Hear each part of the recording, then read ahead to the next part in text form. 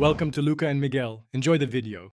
You'll begin by verifying compatibility and making quick connections. That's the essential foundation. First, check that your device and headphones or soundbar support spatial audio or Dolby Atmos, and make sure your Netflix plan allows it. Once done, update the Netflix app and your device firmware so newest codecs are available.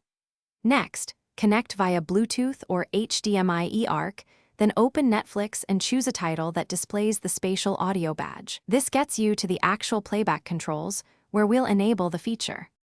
Now you enable and refine the audio for a real spatial effect.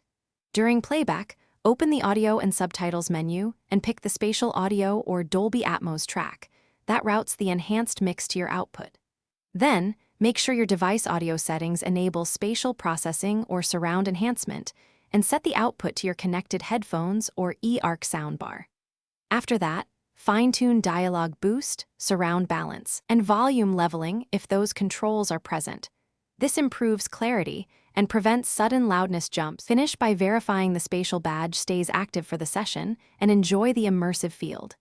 If audio reverts to stereo or drops out, stop and restart playback first.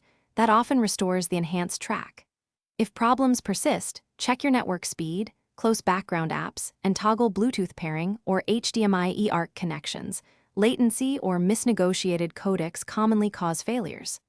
As a final troubleshooting step, reset device audio settings, sign out of Netflix, or reinstall the app.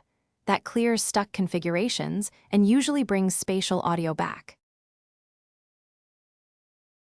Thanks for watching and please subscribe. It's the best investment you'll ever make.